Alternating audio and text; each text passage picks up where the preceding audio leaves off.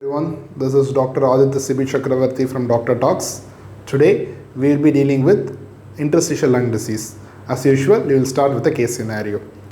A 60-year-old male who is a chronic smoker for the past 30 years had complaints of shortness of breath, MMRC grade 2, and dry cough for the past 6 months.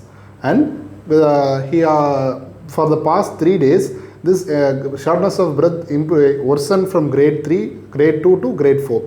He also had complaints of no other comorbidities, not a diabetic, not an hypertensive, not an alcoholic, no other comorbidities. On examination, his general examination and systemic examination revealed the presence of clubbing. It is grade 3 clubbing with evidence of fine end-inspiratory cribs over the both lung bases. So the patient's vitals were normal. Respiratory rate was 29 per minute. Saturation was 90% in room air and 99% with 6 liters O2. He had a normal blood pressure, normal pulse rate. His baseline ECG was normal. The first X-ray shows bilateral, basal, subpleural reticulonodular infiltrations. So the patient was thought as to be query interstitial lung disease. CT was taken. CT showed findings of bilateral traction bronchiectasis, loss of lung architecture, bilateral, basal, subpleural reticulonodular infiltrations with honeycombing. Then biopsy was done through VATS. It showed fibroblastic foci. A diagnosis of uterine interstitial pneumonia was made, and the patient was started on oxygen, steroids, pirfenidone, and nintedanib. So this is a case of interstitial lung disease.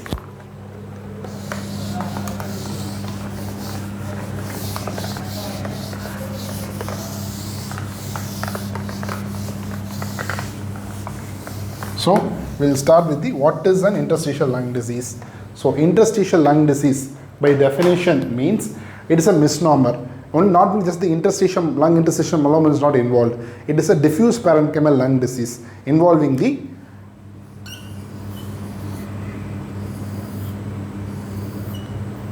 is the interstitium. The interstitium is involved, the alveolar epithelium is involved, and the capillary endothelium is involved. All the three layers can be involved. A diffuse parenchymal fibrosis, that is what is called as interstitial lung disease. The term ILD is usually a misnomer.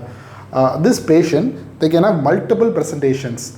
They can present with a cough with breathlessness, or the patient can have an abnormal PFT or abnormal chest X-ray, abnormal CT scan. From that, the patient can be referred as query ILD. So the symptom complex can be widely variable. So we will first start with the classification of ILD. So what are the causes of ILD? So ILD can be classified into two types: ILD with known causes and unknown causes. So what are the unknown causes? First, this will be the idiopathic pulmonary fibrosis or the usual interstitial pneumonia. This is the most common type of ILD with unknown cause. The other types include non-specific interstitial pneumonia, respiratory bronchiolitis associated ILD, desquamating interstitial pneumonia. This both is more common in smokers. Then the other group will be the cryptogenic organizing pneumonia, patient with acute interstitial pneumonia, also called as Hammond-Ridge syndrome, or the lymphangioliomyomatosis. This is more commonly seen in a young female with multiple cystic lesions of the lung. They can present more commonly with pneumothorax. Or Langerhans cell histiocytosis. This is also more common in this is more common in young female. This is more common in young males. Then the other group is in acute exacerbation of the ILD, acute exacerbation of interstitial lung disease. These are the common type of ILD with unknown cause. So what are the ILDs with known cause? First, following the systemic conditions. Systemic conditions namely rheumatoid arthritis, patient with scleroderma, patients with polymyositis or a dermatomyositis. These are the systemic conditions. Or this can be secondary to drugs or radiations, namely radiation therapy, chemotherapy drugs like busulfan, amiodarone, nitrofurantoin, and methotrexate. These are the drugs causing interstitial lung disease. The other group will be the granulomatous disease, granuloma. This can either involve this lung or this can involve the small vessels. The lung involvement is namely two conditions, namely the hypersensitive pneumonitis and the sarcoidosis. These are the lung granulomatous involvement. The small vessel involvement predominantly includes vaginous EGPA, Church-Strauss syndrome, and the vaginous granulomatosis, the granulomatosis with polyangiitis. EGPA is also called as Church-Strauss syndrome. Granulomatous polyangiitis is also called as vaginous granulomatosis. So this is the classification. Known cause, unknown cause. Known cause, secondary to systemic conditions like rheumatoid arthritis, scleroderma, polymyositis, dermatomyositis, drug-induced radiation, chemotherapy, amiodarone, nitrofurantoin, methotrexate. Then granulomatous disease, hypersensitive pneumonitis, sarcoidosis, EGPA, granulomatous polyangiitis, or it can be occupational exposure. This is namely asbestos and silicosis,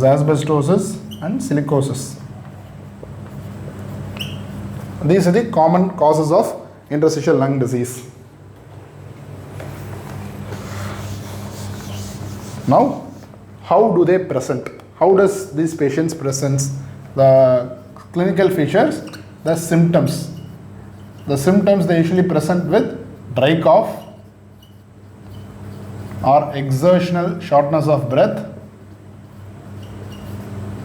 The patient can have cough with hemoptysis. This cough with hemoptysis is more common in patient with diffuse alveolar damage or secondary to underlying lung infection. Things can present with severe hemoptysis. Chest pain is more common in sarcoidosis. This patient can have fatigue.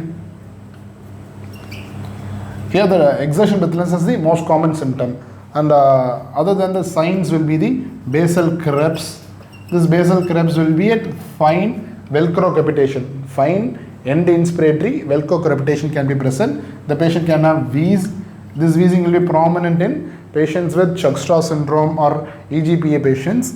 There can be cyanosis or clubbing or edema. Edema is a disease of cor-pulmonale, that end-stage disease. These are the symptom complex of these patients. So, how do you approach a patient with interstitial lung disease? The first approach will be the age of the patient. If the age is more than 40, if the age is more than 60 years, usually it is the interstitial pulmonary fibrosis, the idiopathic pulmonary fibrosis, that is more common in people more than 60 years of age. If the age is less than 40 years, you have to think of the two L's, Langerhans cholestasis or lymphangial leiomyomatosis. Then second one will be the sex. Certain ILDs are more commonly seen in female, especially the ILD secondary to connective tissue disorders, the lymphangial leiomyomatosis that is seen in tuberous sclerosis. Both of them are more common in female. However, the occupational lung disease like asbestosis, silicosis, they are more common in male, and also conditions like rheumatoid arthritis. The only CTD which is more common in male is rheumatoid arthritis. Then age, sex, and the duration.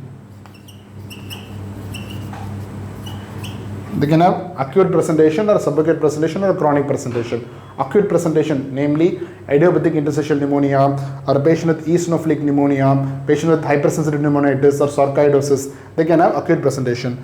A subacute presentation, most of the ALDs will have subacute presentation, whereas idiopathic pulmonary fibrosis usually can have chronic presentation. These are the duration approaches. Then past history. So past history of allergic rhinitis and bronchial asthma, think of Church-Strauss syndrome. Past history of malignancy, think of cryptogenic organizing pneumonia or polymyositis dermatomyositis. A past history of connective tissue disorder, that could be the cause of ILD. Or a past history of symptoms of connective tissue like a Raynaud's phenomenon, that can point towards scleroderma, esophageal dysfunction, scleroderma. So these are the past history significance. Then the drug history. What are the drugs? As you mentioned, amiodarone, busulfan, nitrofurantoin, even the drugs which are used in the treatment like methotrexate, azathioprine, rituximab, they can also cause interstitial lung disease. So that is double-edged swords, these drugs. Then what else you can go for? You can go for the family history. Family history, the two mutation, the gene MUC5B gene and the TRT gene. The mucin 5B gene and the telomerase reactivator gene, these are the most commonly mutated genes in a familial case of interstitial lung disease. Then occupational history. To rule out silicosis and asbestosis.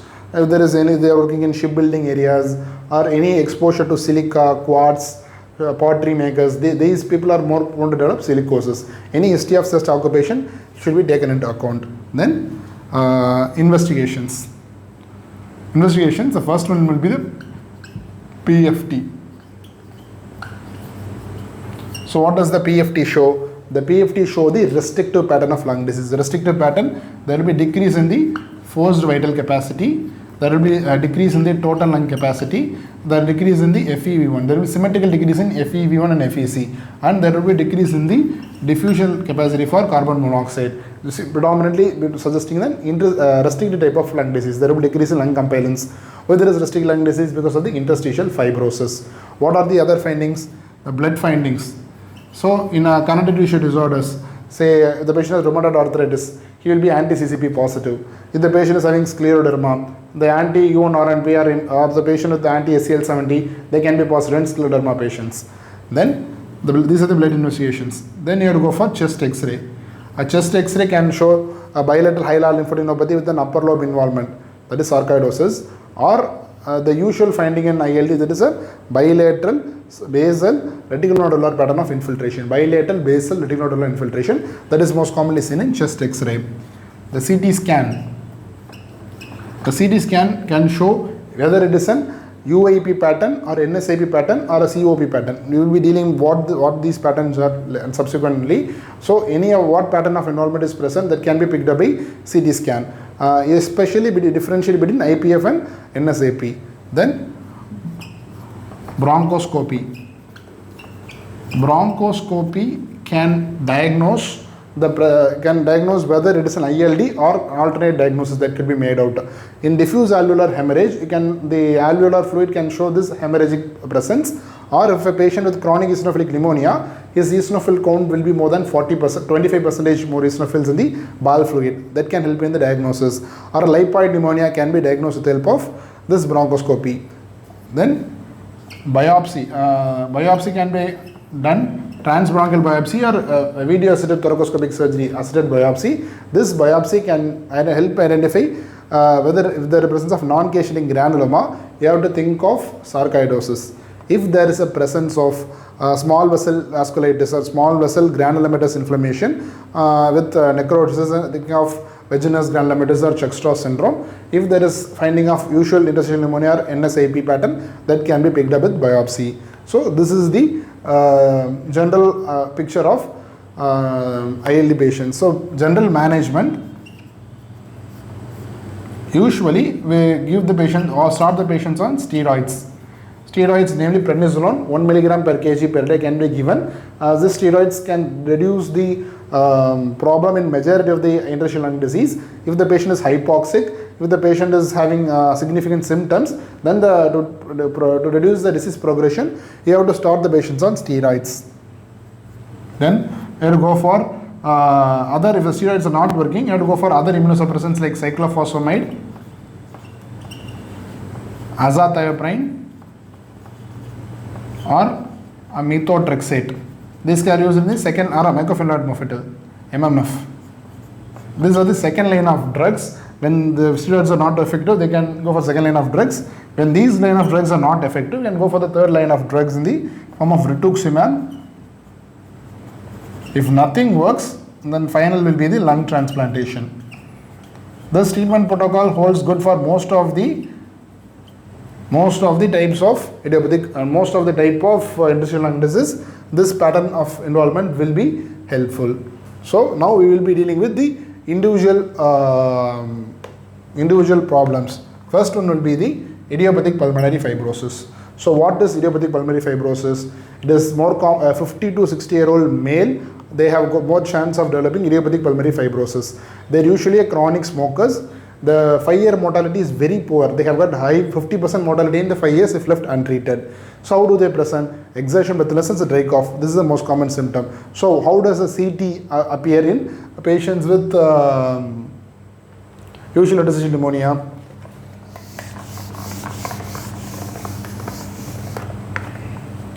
We will compare and contrast between usual interstitial pneumonia and NSIP, non-specific interstitial pneumonia. The two most common type of ILD. The usual interstitial pneumonia is usually present in incidence onset of shortness of breath and dry cough. That is a common symptom in both these conditions. NSIP have got somewhat subvocal type of presentation. HRCT can show loss of lung architecture, traction bronchiectasis, subpleural reticulation, subpleural reticular nodular infiltration, predominantly affecting the basal and posterior segment. Basal regions can be involved. There can be honeycombing. These are classically seen in the usual interstitial pneumonia. Non-specific interstitial pneumonia, they can present with diffuse ground glass opacities. Diffuse ground glass opacities involving the, it is usually bilaterally symmetrical. Bilaterally symmetrical involved, diffuse involvement, not just the posterior one, not the near the pleural area, not that alone. Okay, complete lung will be involved in non-specific interstitial pneumonia. Then this patient is more the connective tissue disorders usually present with as NSIP. UAP usually is idiopathic. Then the biopsy findings. Biopsy can show fibroblastic focus. What is this fibroblastic focus? With heterogeneous involvement. Fibroblastic focus literally means there will be subepithelial accumulation of myofibroblasts and collagen. This fibroblastic focus with evidence of subpleural reticulation, with evidence of honeycombing, with heterogeneous involvement. There will be some alveoli will be diffusely involved and certain areas will be spared. This heterogeneity will both spatial and temporal heterogeneity will be seen in UAP pattern. Whereas this biopsy will show an interstitial inflammation. The interstitium will be invaded by the inflammatory cells, but it can either be cellular variant, where predominant inflammatory cells can be present. This is better responsive to steroids, or a fibrotic variant, where there is predominant fibrosis, which are less responsive to steroids. This is the difference between UAP and NSIP pattern. The CT and biopsy is different.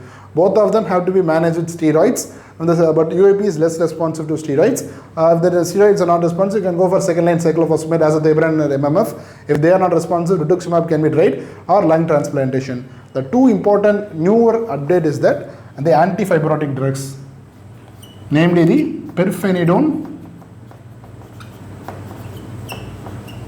and the nintedanib. These are the recently updated drugs. This pirfenidone and nintedanib has got antifibrotic property. They will inhibit TGF-beta and PDGF respectively, and they can have decrease the rate of progression of fibrosis. They have got the approval in interstitial lung disease patients. So this is IBD. What are the RBAL and DIP? What is this RBAL and discombinant interstitial pneumonia? Smokers develop or both this condition, respiratory bronchiolitis and discombinant interstitial pneumonia. What is this condition? How do they present? The patients will have respiratory bronchiolitis. There will be accumulation of pigmented macrophages within the lumen of the bronchiole and the alveoli, and there will be inflammation affecting the walls of the respiratory bronchiole, and there will be peribronchial fibrosis. This is seen in RBALD. DIP diffusely involves the entire lung, and it has got more severe presentation. Respiratory RBALD can have centrilobular nodules or central bronchial wall thickening, ground glass opacities that can be seen, and DIP can involve diffuse involvement of the lungs can be seen. Both these patients, they should be advised to quit smoking, and the treatment is saying the steroid, cyclophosphamide, azathioprine, they can be given in both these patients. Then cryptogenic organizing pneumonia. Cryptogenic organizing pneumonia, it is the only ILD that can have pneumonia-like presentation, that is consolidation. How does this cryptogenic organizing pneumonia present? They can present like, just like a pneumonia, fever, cough, sputum, breathlessness. A chest X-ray shows bilateral GGOs and consolidations can be present. This consolidation is more seen in the peripheral migratory, peripheral subpleural consolidations are usually seen. There is a unique sign called as the Atoll sign.